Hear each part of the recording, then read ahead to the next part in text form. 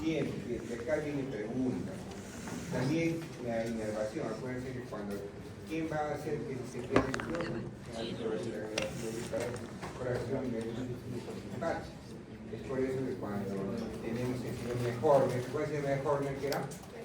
Tos celular, anhidrosis. Esa anhidrosis, ¿por qué va a ser? Justamente porque hay una inhibición fuerte prácticamente del sistema simpático. Cada vez que usted vea el sistema simpático y glándulas sudoríparas, obviamente si hay anhidrosis, porque hay una lesión del sistema simpático. ¿Dónde se va a ver también eso? Cuando hay una paciente que tiene una sección medular. Cuando hay una sección medular, va a haber prácticamente un shock medular. ¿Por qué se da el shock medular? Porque no ha habido influjo simpático, no tiene primaba el parasimpático. Primaba el parasimpático, lo que vamos a tener es pérdida de tono motor, vasoplejía, un shock vasodilatado, bradicardia y todo eso. No se olvide. De acá, bueno, ya está la institución, bien, las áreas, siempre, la de Europa, la de Berlín, que tiene que ser bien. Siempre está avanzando, acuérdense que la diferencia entre parálisis facial periférica y central, ¿cuál era? En la periférica prácticamente es toda la carita, no está en la mitad de la cara prácticamente, y la central solamente la parte inferior. Hay un término que siempre ponen también en los exámenes, que es el recitado, el paciente presenta una hemiplegia facio, braquio, plural izquierda, facio, braquio, plural derecho.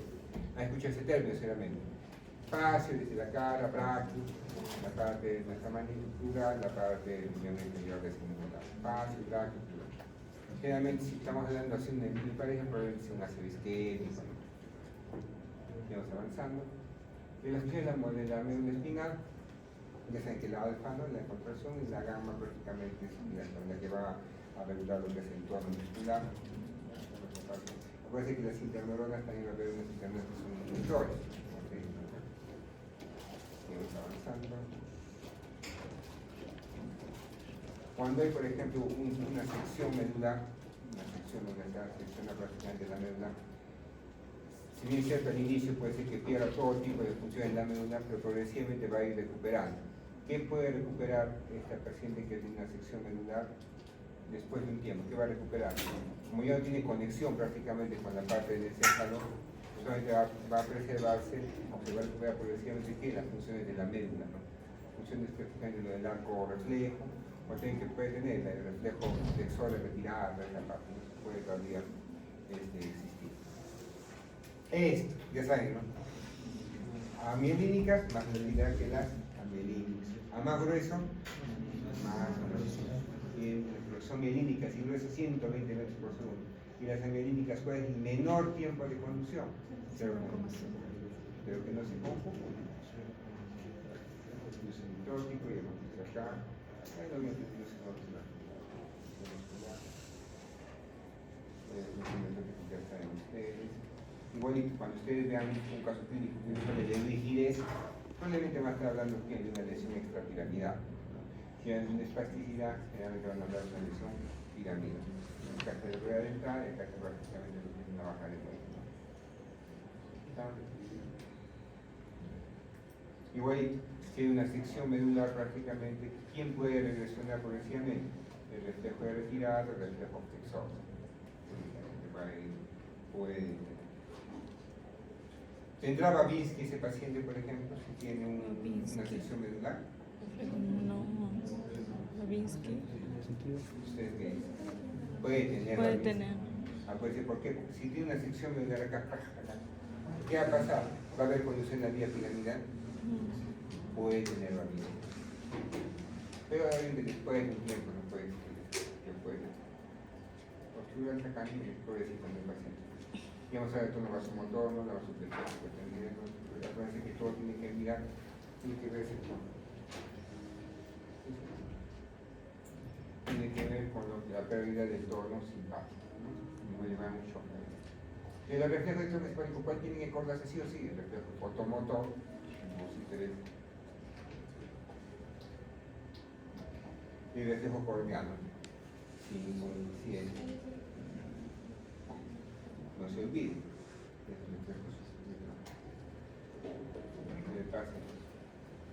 Vamos a la siguiente. 2.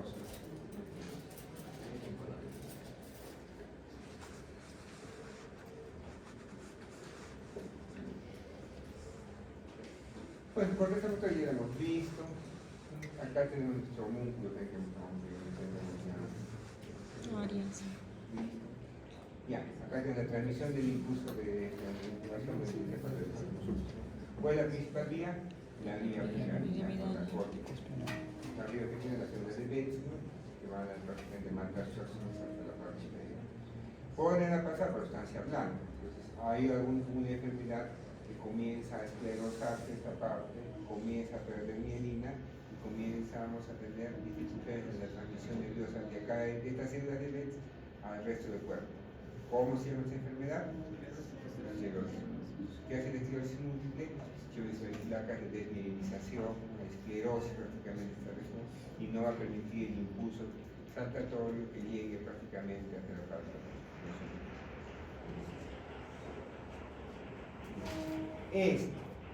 Siempre preguntan lo que han puesto acá la parte de su academia, ¿no? Que es la academia. Que siempre preguntan lesiones.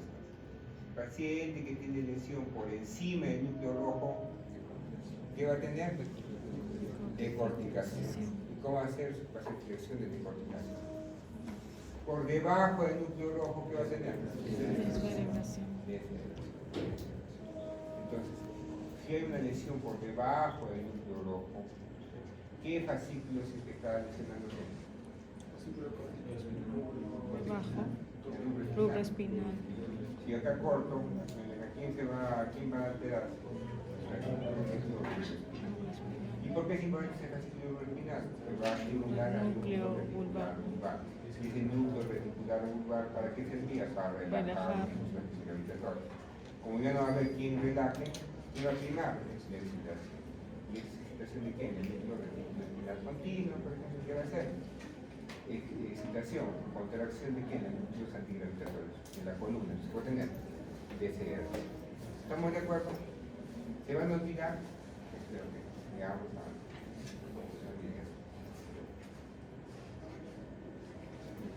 listo. Pero la parte similar la mental, la actividad de los ortolistas que tienen cuidado. Ustedes nos dieron una señora que quería ya unos movimientos diferentes con el vértigo para los el equilibrio es el que está más relacionado con la parte de lo que es el cerebro junto con la parte vestibular y este con el cerebro. Siempre también a veces alguna pregunta con verdadero repaso puede venir en la parte de qué se encarga cada parte del cerebro. En la parte central, que es el vernis, tronco axial, cuello, en la parte intermedia, prácticamente lo que es manos y pies, y lateral, justamente la sincronización, ¿no? Que vamos acá nuestro pilote, ¿no? ¿Qué más? Acuérdense siempre las vías que van a llevar de chismosear al cerebro como está el cuerpo, ¿no? Ya sea la parte del espino cerebroso dorsal y ventral, para llevar información tanto de la parte motora como de la parte sensitiva, ¿no? Y llevar lo que está pasando en el cuerpo, ¿no? Igual, usted de Cuchín, contra toda la unidad de la parte del cerebro, acuérdense que va a tener señales excitatorias y también señales inhibitorias, porque a ver, la primera que nos va a llevar a un equilibrio, ¿no? Equilibrio justamente para poder coordinar adecuadamente los movimientos. Ataxia, ¿qué es? Movimientos descoordinados. Simetría, es el nombre de la distancia. Disarquia, pues son confusas, no puedo hablar la misma. Vienen así. Es terrible los que vienen con ACVs y la persona se estresa, pues, ¿no? Porque no puede hablar, imagínense si no puedan hablar, Ganglios basales, sí o sí viene una pregunta en ganglios basales referida a la parte de enfermedad de Parkinson y también de Corea. Como siempre, la principal idea es escuchar el programa. Entonces, acuérdense, control cognitivo, ¿quién va a estar con el control cognitivo? El caudal. Control cognitivo, el caudal. Y acuérdense que cuando hay una lesión, por ejemplo, a nivel del tutano, vas a tener hepatitosis, hipertiroidismo, son movimientos coreiformes, ¿no? Cuando le dan una lesión, por ejemplo, del glutamo, el paciente va a tener los movimientos coreiformes, ¿no? Y acá vemos los neurotransmisores. ¿Qué neurotransmisores tenemos en la parte de nuestros ganglios basales? El GABA, la dopamina y ¿qué más? La acetilcolina. El GABA realmente va a ser un inhibidor, la dopamina es un inhibidor, la acetilcolina puede ser excitador o puede ser inhibidor. O sea, prácticamente va a haber excitadores e inhibidores en todos los ganglios basales. No solamente va a ser inicio, no solamente va a ser excitación. Y aquí viene la parte de la enfermedad de Parkinson, porque no lo habíamos comentado, que a ver, prácticamente no hay neuronas dopaminergas, no hay neuronas que fabriquen prácticamente la dopamina. Entonces, al final de cuentas, siempre tiene que haber un equilibrio entre lo que es la dopamina y lo que es la acetilcolina. Cuando hay prácticamente ese equilibrio que prima, la acetilcolina. Y como prima la acetilcolina, al final, ¿qué vamos a ver con el paciente? Rigidez, un dolor involuntario, ¿no? Solamente eso no, también que vamos a tener trastornos del habla, trastornos, fatiga, prácticamente no solamente es el compromiso motor, sino también el compromiso en otras partes de la función neurológica. Si le falta dopamina, ¿qué le vamos a dar? La dopamina, el dopamina. Y también fármacos que van a aumentar prácticamente la cantidad de dopamina del cuerpo, ¿no? ¿Qué ya tenemos también? El hiperideno. ¿Para qué es el hiperideno? Como dice, es un anticolineal. Hemos dicho que había una disregulación. Dopamina con serotonina va a estar en equilibrio. Como ya no hay dopamina, ¿quién se estimula más ahora? La acetilcolina. Si tengo mucha acetilcolina, ¿qué le doy entonces para calmar los síntomas? El hiperideno, que es anticolinérgico. Y la enfermedad de Huntington, la Corea de Huntington, que también tiene esa es un trastorno hereditario, ¿no? ¿Y quién está alterado ahí? Lo que es el glutamo, ¿no? Si no hay glutamo, prácticamente se va a perder la formación prácticamente de lo que es el GABA, ¿no? No hay GABA, entonces pérdida de inhibición. Si hay una pérdida de inhibición en el paciente, los movimientos denominados coreiformes. No se olviden esto.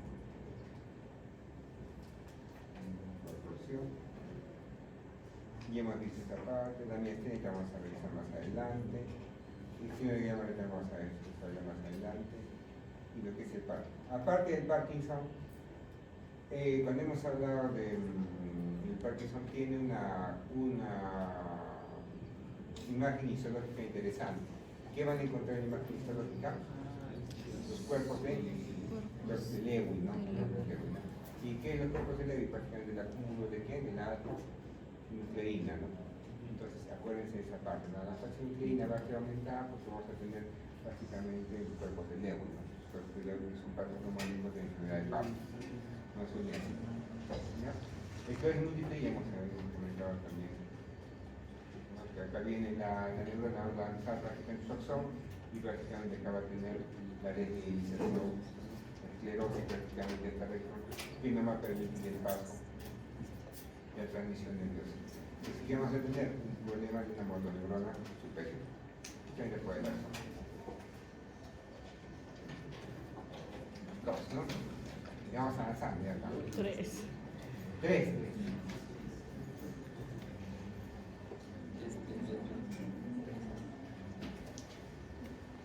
Estos sensitivos ya no hay, así que antes ya lo saben esa parte. Acuérdense siempre que a mayor potencial de receptor, más potencial de acción, más potencial del receptor, más potencial prácticamente, más estímulo al receptor, porque más potencial de acción es prácticamente más fuerte la señal hacia la parte central, ¿no? Porque acuérdense que dos cosas son diferentes, una cosa es potencial del receptor y otra cosa es potencial del receptor. La adaptación de receptores, hay adaptación rápida, ¿no? En los mecanorreceptores, y lo que son inadaptables, la adaptación lenta, ¿no? Los quimioreceptores, los receptores, ¿no? Que van a demorar prácticamente en adaptarse, o capaz nunca se adaptan, porque al final de cuentas lleva una información constante a nuestro cuerpo de cómo está la presión, cómo está el CO2, ¿no? En todo nuestro cuerpo. ¿Quién llega más rápido a la extinción? Los mecanorreceptores, ¿no? Porque al final de cuentas tiene que ser rápidamente la extinción para que puedan rápidamente también activarse ante cualquier cambio de postura o cuando corre con el tiempo. Nuevamente esto que ya le hemos comentado, ¿no? Ya, no se olviden. Transmisión de las señales, la excitación, las señales son facilitadas, ¿no? Las facilidades cuáles son? Las que están al borde prácticamente de la excitación prácticamente. Entonces falta un poquitito más para llegar. La excitación es que hace que los disparos. Cuando las facilitadas no generan disparo, pero están al borde de generar ese disparo, de polarizarse. Las señales rítmicas, ¿no? Las señales reverberantes, ¿dónde se ven clases, por ejemplo, dónde están? A nivel del centro respiratorio, ¿no? Como comentaba también. ¿No? A medida que el paciente tenga mayor acúmulo de CO2, va a censar en la parte central, como censa la parte central, aquí vamos a tener mayor estímulo repetitorio rítmico. ¿Para qué? Para que se contraiga más rápido lo que es el diafragma y comencemos a respirar más rápido. Esto de Castilla salió a centro de los corpúsculos que hay en la parte de la piel. Las vías sensitivas para transmisión y dirección central, acuérdense que ambas, tanto los sistemas de columna dorsal del disco medial como la anterolateral, son fluidos mielíneos. Obviamente acá es más grande, acá es más pequeña, pero son fibras mielíneas. Acá con ese contacto de alto grado de localización, y acá en la anterolateral prácticamente más pequeño. Igualito, acuérdense que una sube y después decusa, y la otra inmediatamente cruza al lado siguiente y recién sube. Entonces acá, el sistema dorsal del disco medial prácticamente no cruza inmediatamente, sube hasta los núcleos de la cintura y recién va a cruzar. Le va a llegar prácticamente a la parte sensitiva, a nivel de la corteza. Y acá cuando hay lesiones, por ejemplo, en la parte de la neurona sensitiva, tenemos que mirar que hay unas patologías, ¿no? ¿Qué es la estereognosia? Sensación de la fórmica, pero sin visualizar, sin celular, sin la cámara catarata. Entonces, cuando no puede hacer eso, ¿cómo se llama? Astereognosia. No valorar la fórmica. ¿No? Vamos avanzando. Ya tenemos esta parte, el sistema que hemos visto. Y ya viene la vía anterolateral. Y esto va a encargar principalmente del color, temperatura y tasa. Entonces, ¿cuál es lo bonito de esto? Es que cruza inmediatamente y sube hacia la parte superior. Entonces vamos a tener dos dolores, ¿no? Un dolor rápido y un dolor lento. Dolor rápido y dolor lento. ¿Quiénes son los neurotransmisores? Las sustancias químicas involucradas, la radicinina, prácticamente. Y acá viene esta parte interesante. Dolor rápido y agudo. ¿Qué neurotransmisor está encargado de eso? El inflamado. ¿Por dónde se va a ir? ¿Por qué fascículo? Fascículo Neoespinotonal. En cambio, el dolor crónico, ¿qué sustancia está? La sustancia P. ¿Y por dónde se va a ir? Por el fascículo espaldes, más antiguo, espaldes. Como es el neurotransmisor, como dices, con mayor precisión, porque va a estar junto con el sistema dorsal, con el disco medial, puntito, cuando ya es la parte superior. En cambio, la parte de lo que es el palio, que es el dolor crónico que estamos viendo, ¿dónde va a estar prácticamente la fibra? Donde hay más que toda la formación reticular, más que todo el tronco, ¿no? Algunas cosas van a llegar hacia arriba, pero más se va a ir al tronco. Es por eso que todos los pacientes que están completamente deteriorados, un trastorno del sensorio, ¿cómo tengo que hacer el estímulo? Con dolor. Porque el dolor es el último prácticamente que se hace, porque es la parte más baja donde va a ir a transmitir, llevando la información a la parte central, no al tronco. Dolor. Lo último que va a hacer el paciente, ¿cuál es? Cuando está deteriorando ese paciente, desceleración. Lo último que va a hacer es desceleración. Porque la lesión está por encima o por debajo del núcleo rojo. Por debajo. ¿Quién está alterado? El fascículo espinal. Lo que hemos visto, están recordando. La supresión del dolor por quién está a cargo, puede ser paralisis, serotonina, también obviamente las endorfinas. ¿Cuál es el antídoto de los opioides? La naloxona. Recuerden que el reflejo de retirada, el reflejo flexor, si hay algún shock medular policonocido, se va a seguir manteniendo. Luego referido, no hay una convergencia prácticamente y al final vamos a entender que va a confundir, ¿no?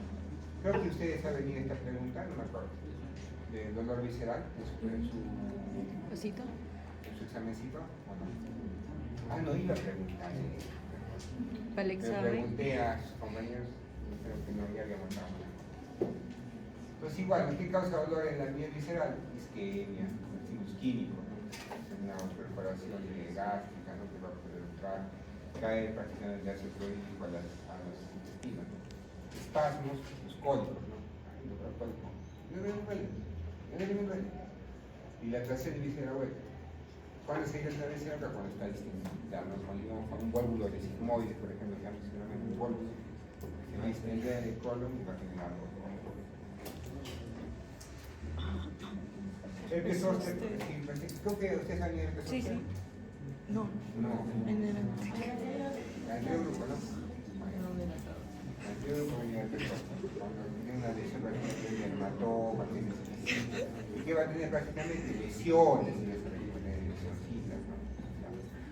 Veremos la metilterina, ¿no? El depresivo, gabapentina, pregabalina, que hacen una eliminación. Aciclovir. Mira, si el trigémino, ¿cómo será? Prácticamente un dolor exquisito como rayos, como adormecimiento en el área justamente del trigémino, ¿no? Puede ser por una inflamación, puede ser por algo, por una compresión extrínseca, puede ser que esté por acá también una arteria, que esté pulsando y esté generando lesión o irritación nerviosa. ¿Qué le vamos a dar al paciente? Lo que es la carbamacetina. ¿Cómo actúa la carbamacetina? Sodio, la gabapentina y el pregabalina del cuerpo.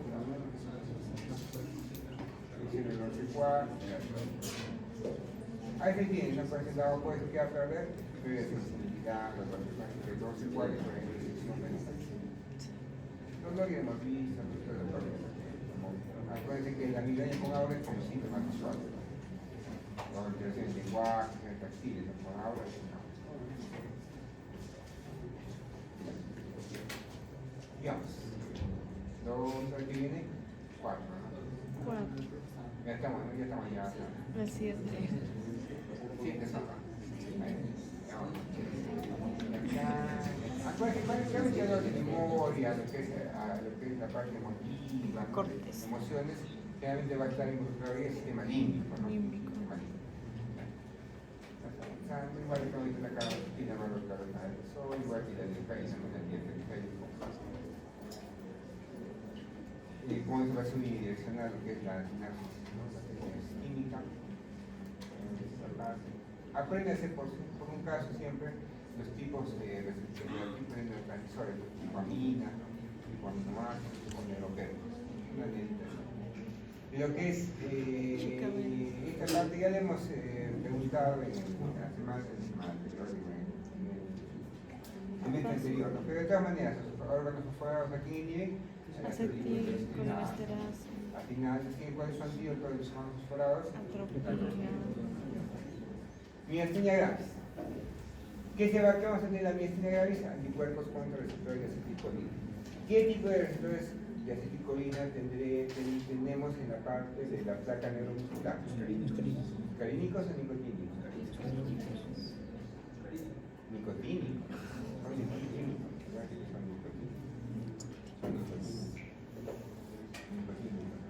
Entonces, a final de cuentas, tenemos prácticamente una destrucción de estos receptores de acetilcolina. Entonces, al final de cuentas, vamos a perder el cuerpo. ¿Por qué se generan estos anticuerpos?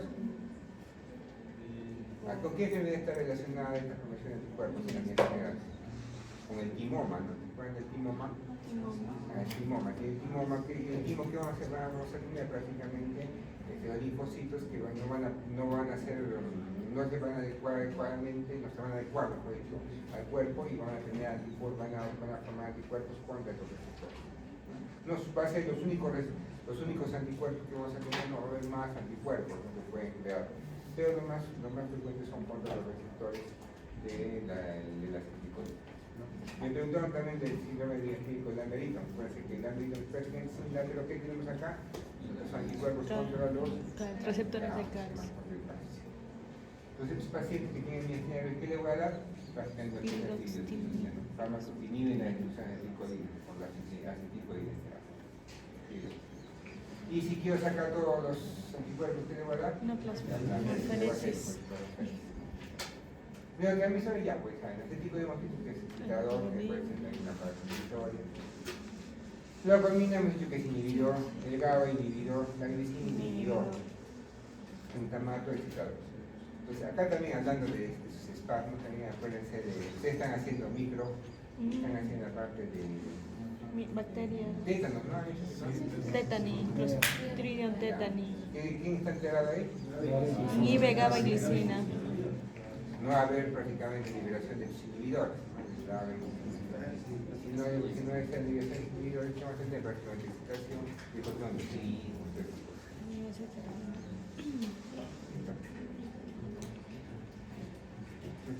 Acuérdense esta parte de acá también que está en el colorcito. Acuérdense que la acidosis es la acidosis nos va a llevar como la acuérdense que llevar una crisis epiléptica. Una crisis epiléptica puede ser llevada por una calosis, cuando le da la crisis epiléptica, posteriormente va a generar una acidosis. Como está tan alterado su medio interno, está bien acidótico el paciente con acidosis láctica, acidosis metabólica, está acidosis que le va a llevar al paciente a un coma, entonces el paciente está en un estado positral, ¿no? Que no prácticamente no responde muy bien.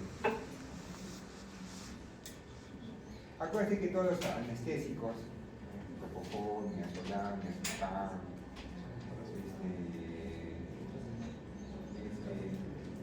que sobre quién van a actuar generalmente, sobre el GABA, o si algunos sean antiepilépticos, sobre quién van a actuar también, sobre lo que es el cáncer y lo que es el colesterol. Pasamos a flujo sanguíneo cerebral. Para hablar de flujo sanguíneo cerebral, vamos acá, a esta parte de aquí. El CO2 cerebral que vendría a ser una acidosis respiratoria, ¿no? Una acidosis cerebral, van a aumentar el flujo sanguíneo cerebral y eso se hace causado por una vasodilatación que va a tener básicamente el cerebro, ¿no? Y si es al revés, la resolución aumentará, disminuirá el flujo sanguíneo cerebral. Vasodilatación aumenta. Va a disminuir, todo al revés, ¿no? Todo al revés. ¿Qué es encefalorraquídeo? Acuérdense que se va a formar y se va a reabsorber, ¿no? ¿Y por qué se va a reabsorber? Justamente por las granulaciones arácnidas. Es lo principal que se va a reabsorber. ¿Y por qué se va a reabsorber? Generalmente con un mecanismo de presiones, ¿no? ¿Han visto, no? El aumento de presión, el cambio de presión prácticamente. Cuando comienza a alterarse lo que es este tipo de absorción, ¿qué comenzamos a tener? Lo que es la hipertensión, ¿no? Una hidrocefalia que se y es puede ser comunicante y no comunicante. Comunicante y no comunicante. Pues si es una infección en sangre, por ejemplo, ¿a qué va a llevar generalmente a una hidrocefalia comunicante? ¿No? Porque al final globalmente no se va a resolver.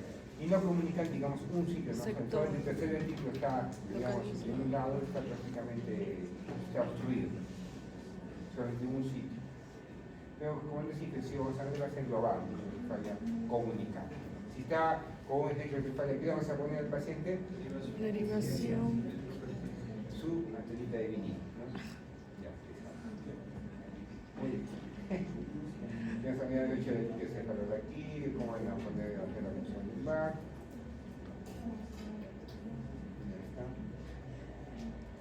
Y ya vemos acá, que va a ser siempre pisar de roca la función. Acá vienen las contraindicaciones de la función lumbar, ¿no? Cuando el paciente está con la cetogenia, cuando está con de coagulación, cuando está con infección, etc. Y acá eran los clásicos que ha venido hoy día, ¿no? Aparte de la beta, tuberculosis, por eso. ¿Quién tenía que tener cuidado? Que siempre preguntan, la parte del señor Guillain-Barré, ¿no? Entonces, el señor Guillain-Barré, por ejemplo, ¿qué va a tener? ¿Va a tener celularidad? No, no tiene mucha celularidad. Pero ¿qué va a tener? Mayor cantidad de elevada la cantidad de proteínas, ¿no? Se debe dar más la proteína, una disociación prácticamente, ¿no? Lo que es el reconocimiento celular y lo que es la proteína. Cuando hablan de pleiocitosis, por ejemplo, generalmente van a hablar de lo que es el aumento de la celularidad, ¿no? Ya escuchen ese término, tenemos que decir que aumento de la celularidad. El mantenimiento cerebral es en el que necesitamos oxígeno y lo que es glucosa para que el transporte. Nuestro cerebrito. De Glasgow, ya saben, ¿no? ¿De cuánto fue Glasgow? 3 a 15. Ya saben. filos, ¿no? No hay la tecnología de 1 a 15, de 0 a 15, ¿no? Entonces, más cercano a 3, está peor el paciente, más cercano a 15, está mejor. Primero flexión, después extensión, después muerte, ¿no? Ya menos ese acá, la parte de modo que siempre pregunto esta parte de acá. Para mirar, nos parece que hay un continente y un contenido. El continente es la bóveda craneana y el contenido prácticamente va a ser el parénquima, la sangre, o la masa que está ahí. Y de masa puede ser un tumor, puede ser un edema por una isquemia, o puede ser también secundario a una extravasación sanguínea. Pues, ¿no? Si se extravasa en la sangre, no vamos a decir que es una sangre venosa ni una sangre arterial, se va a comportar como una masa. Y prácticamente cualquier aumento, cualquier que nos va a llevar a un aumento de la presión intracraneal. PIC puede ser de 10 a 20, otros dicen hasta 15, pero lo interesante es que más de 20 que se considera una hipertensión. También que aumenta la presión intracraneana, vamos a tener que analizar estas fórmulas, ¿no? La presión de perfusión cerebral es igual a la PAN menos la. Y quiere decir, yo si quiero aumentar la presión de perfusión cerebral para que mi cerebro esté bien nomás, ¿qué tengo que hacer? O aumento la PAN o disminuyo la. Si hago las dos cosas, feliz. Al final lo voy a llevar a la cascada vasodilatadora o a su consistor. Entonces, ¿qué más? Aparece esta fórmula acá, ¿no? La flujo sanguíneo cerebral es igual a la presión de perfusión cerebral sobre la resistencia vascular cerebral. Directamente, entonces, el flujo sanguíneo cerebral ¿con quién está? Con la presión de perfusión cerebral. Inversamente, ¿con quién? Resistencia vascular cerebral. Entonces, ¿yo qué le recomiendo? Porque va a venir preguntas solamente de esta parte. Apréndanse las formulitas y apenas miren la pregunta, toque ponga PSC igual a PAN en el PIC. La ponen y después leen las preguntas. ¿Por qué? Porque si comienzan y se emocionan, ¿cuál es la pregunta? Y comienzan, porque van a preguntar, aumenta, disminuye, aumenta, era más, era menos. Así, se van a confundir y como están en estrés, pueden alterar. Siempre yo pongo como recomendación, anótense la formulita, digan que se llama su cabecita bien marcada esta fórmula para que ingresan, bien esa pregunta y entonces pueden hacer.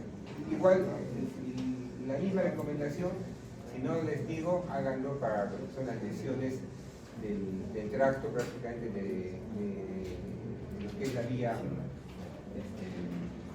óptica, ¿no? Toda la parte de lo que es de dar información de nuestros ojitos hasta la parte de la corteza occipital. Siempre viene una pregunta de ¿qué tienen que hacer? Hasta que ven esa pregunta, que hagan su gráfica, su quiasma ahí, para que no tengan ningún tipo de problema y no se confundan. Porque es triste y doloroso cuando te dicen, ¿cómo te has equivocado en eso? Terrible. Ya hemos visto esa parte. Entonces las dos cascadas, ¿no? La cascada vasodilatadora y la cascada vasoconstrictora. ¿Cuándo os conviene? La cascada vasoconstrictora. La vasodilatadora que nos va a llevar prácticamente a la muerte. Sigamos avanzando. Aquí hemos visto. Acuérdense que la hidrocefalia va a ser por una hemorragia intracraniana de hidrocefalia va a ser porque estas granulaciones, estas velocidades aracnoideas se van a tapar prácticamente. Se van a tapar y ya no van a poder desaguar prácticamente. Listo, otro punto interesante. Los edemas cerebrales. Acuérdense, puede ser citotóxico y citotóxico, que generalmente va a ser hipoxia isquémico, una isquemia cerebral, un ACV isquémico, edema citotóxico. Si hay una tumoración, un tumor o algo, va a suceder. Si es citotóxico, ¿qué utilizaré? Manitol, hipertol, 4.5. Si es vasogénico, ¿qué voy a utilizar? Corticoides. Si a pesar de todo este tratamiento médico no baja la presión intracraniana, ¿a qué voy a ir? A la craneotomía descompresiva. ¿No?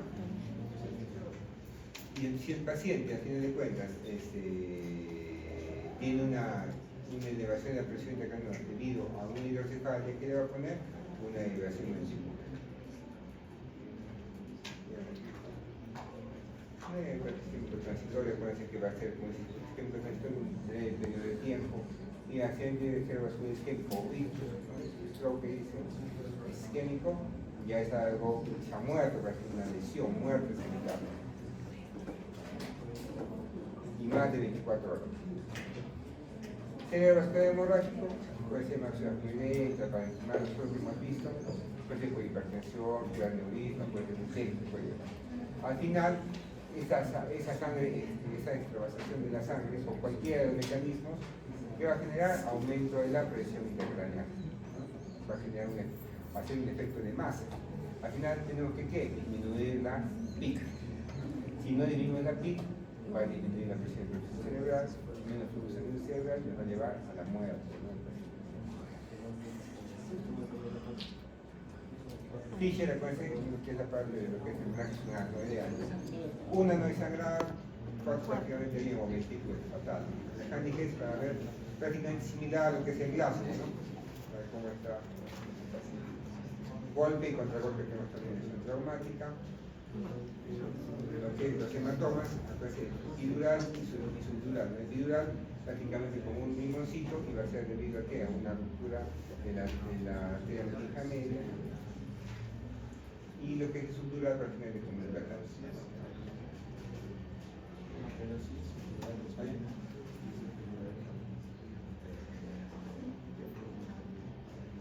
Digamos que son los tardíos, al final acuérdense, en algún punto puede llevar a anisocoria. Usted venga un paciente con anisocoria y se asusta o no se asusta. Sí. ¿Por qué? Porque probablemente sea un signo ya de que hay una herniación, que permite una intervención craniana y próxima a la muerte, ¿no? Anisocoria, más descerebración, ya pues no, mal pronóstico, ¿no? ¿Cuánto será acá en los cirujanos? Si venga el paciente con ese estado, probablemente decir ya no entra a sala, no va porque el daño es marcado. Y vamos a generar con la cirugía capaz un paciente con coma persistente o un estado vegetativo persistente. 4. Ahora vamos al 5, ya estamos ya terminando. Sí, se puede.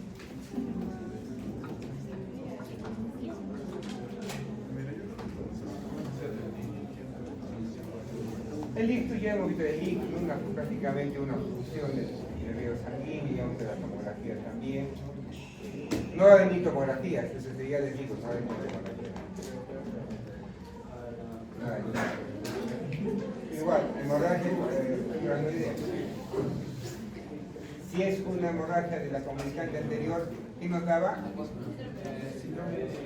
De líquida o no, un cambio de vena adecuada, y eso es de la comunicante posterior, una parálisis del tercer par craneal. Acá no está. Si es un ictus, se puede decir que lo primero que va a pedir una tomografía para ver si es isquémico o hemorrágico. Si es isquémico, ¿qué tengo que hacer? Trombolizar. Si es hemorrágico, trombolizaré. Lo mato, ¿no? La media energía prácticamente controlada de algo. ¿Con qué lo voy a trombolizar? Prácticamente con lo que es la activismo, que es el sentido del platino tisular. Hay que ver la cualificación relativa y absoluta. ¿No? Si un paciente está sangrando, tiene una hemorragia digestiva, una cirugía mayor, no va a trombolizar. Si es un ACV hemorrágico, un traumatismo, una ruptura de aneurisma, no lo va a trombolizar. La temperatura. Acuérdense esta parte. ¿Qué va a venir la temperatura? Siempre viene, acuérdense que en ese día me cansa el paciente. No he visto que varios docentes están sentados en la clase, ¿no? Sí. No, pues ya me cansan de clase. Y después he tenido cansado en fiesta. El canal del hipotálamo es como dice, el control del térmico, ¿no? El centro de control térmico. Pues estos dos mecanismos siempre acuérdense. Si yo quiero un aumento de calor, por ejemplo, voy a tener una vasoconstricción. La tiritona que es un escalofrío, ¿no? Y si quiero una disminución de calor, porque yo siento mucha calor, ¿no? Una temperatura elevada, vasodilatación y lo que es la sudoración. Ahora, ¿qué va a pasar? A veces, viendo esto, hay dos partes, uno que es el golpe de calor, ¿no? Cuando el paciente se decide relacionado con una elevada temperatura, y otro que vendría a ser la hipotermia, ¿no? Cuando el paciente está de contra frío, ¿no? Por eso, ¿no? Por una ser congelada. Cuando he visto los alpinistas, por ejemplo, se van y han visto los TikTok que salen y veis sus dedos negros, ¿no? ¿Por qué estos dedos negritos? Porque como ellos tenían que aumentar el calor, tienen que conservar el calor, ¿qué hacían? Una vasoconstricción intensa. Si esa vasoconstricción intensa, ¿qué va a llevar? Que no se irriguen los deditos, pues, ¿no? Y al final se van a muchas veces a tener que amputar. Pero por otro lado, tenemos lo que es cuando hace,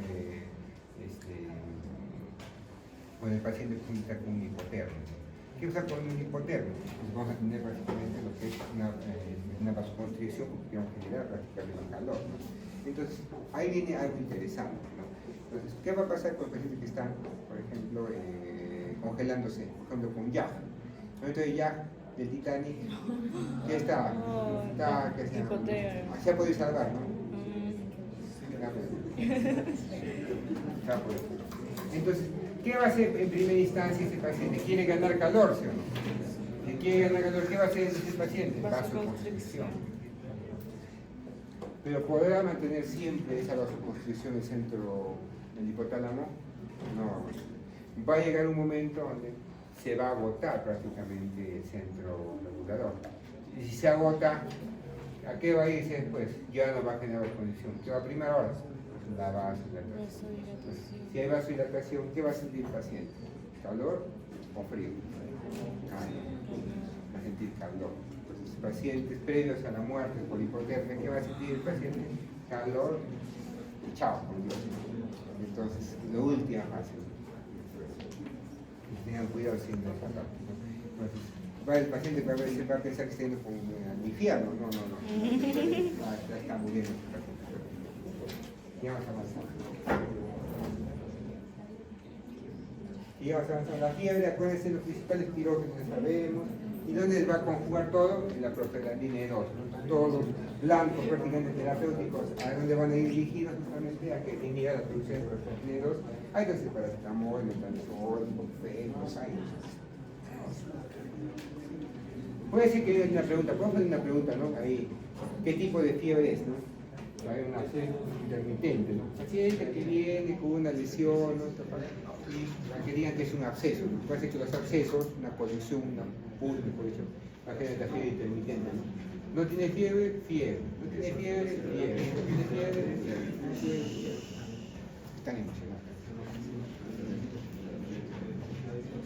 Y acá, siempre, capaz, no siempre, pero a veces siempre se pregunta en la parte de lo que es hipertenía maligna y lo que es diabético maligno. Cuando hablamos de hipertenía maligna, siempre vamos a mirar qué va a decir paciente que ha sido sometido a una operación. Y si ha sido sometido a un acto quirúrgico, ¿qué le van a dar? Una anestesia.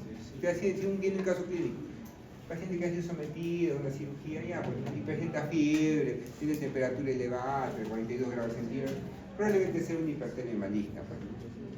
Entonces, si el paciente, si el cuadro clínico dice, paciente que es un paciente que ha tenido un antecedente psiquiátrico, una situación psicomotriz, recibe aloperidol, tiene un neuroléptico, ya, pues probablemente va a ser un síndrome neuroléptico, ¿vale? En ambos, ¿cómo va a estar las enzimas musculares? Va a estar de contra elevada.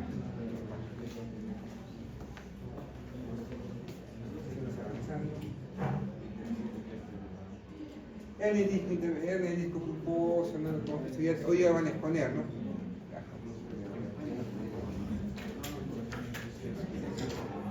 Ya, lesión medular, ya he oído también lesión medular, ¿no? Que hemos comentado, ¿no? Cuando hay shock medular, cuando hay una sección medular, ¿qué va a tener el paciente? Hipotensión, bradicardia, toda la parte simpática no va a funcionar. Pérdida del tono vasomotor. Guillain-Barré, ya también le hemos visto la familia. ¿Cómo va a ser?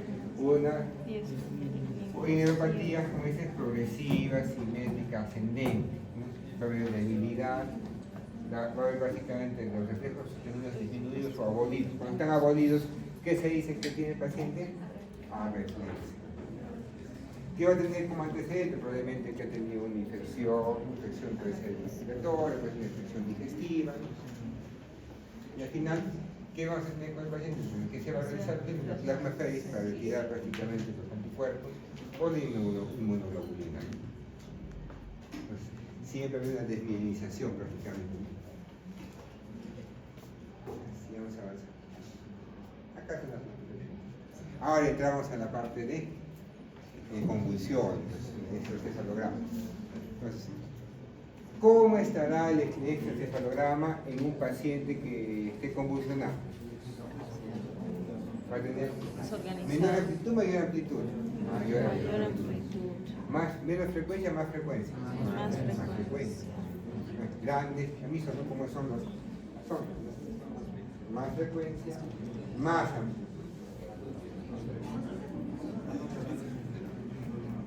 Las ondas cerebrales. Siempre viene una preguntita de las ondas cerebrales. Tienen que acordar. ¿Las ondas beta dónde van a estar? Vigilia. Las ondas alfa, ¿cómo se las son despiertas? Mira, de ser y no sé, casi queremos dormir. Las ondas teta y delta, ¿dónde van a estar? Generalmente estados con trastorno neurológico severo, ¿no? Esa parte de confusión, solamente esas ondas, ¿no? O cuando digamos que se llama con un sueño profundo. Luego, acuérdense, la vigilia, ¿qué vamos a primar? Las beta. Avanzando. Cuando hablamos de los trastornos compulsivos, pueden ser generalizadas y focales, como es un hemisferio.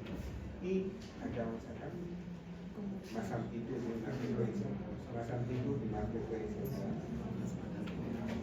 Y acá, las focales, puede ser parcial, puede ser simple o compleja. Simple, no hay alteración de la conciencia, y compleja o alteración de la conciencia. Las que son clásicas, ¿no? Digamos, parcial simple, sin pérdida de la conciencia sensorio, compleja con alteración de la conciencia, motoras tónico-clónicas, la clásica que hemos conocido, y las no motoras de ausencia. Acuérdense que cómo vamos a tener en nuestro hábito en sus pacientes acidosis metabólica. ¿La lactato cómo va a estar?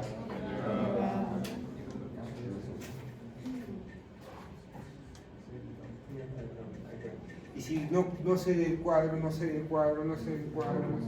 nos va a llevar? A un estado epiléptico o estatus. El cuadro como si uno repite y eso nos va a llevar precisamente a la muerte. ¿Por qué? Porque la gente va a estar con acidosis metabólica. ¿Qué más? Son los fármacos. ¿Qué tenemos que aprender de los fármacos? Esta cosita de calcio, que ustedes también en la parte de funcionamiento. Sodio, calcio. ¿Sobre quién va a actuar? Sodio, calcio, GABA, todos que han un sodio, calcio. Solo El uno. único dimetilacetán que actúa diferente, ¿no? Pero es el único, ¿no? Los demás va a ser siempre con el sodio, con el calcio, etc. Entonces tenemos acá lo que es la crisis epiléptica, le damos una medicación como es un diazepam, por ejemplo, debería parar, pero si no para, estamos en un estado epiléptico, en un estado epiléptico, estado epiléptico, si no para, le llamamos para la etapa de la refractariedad.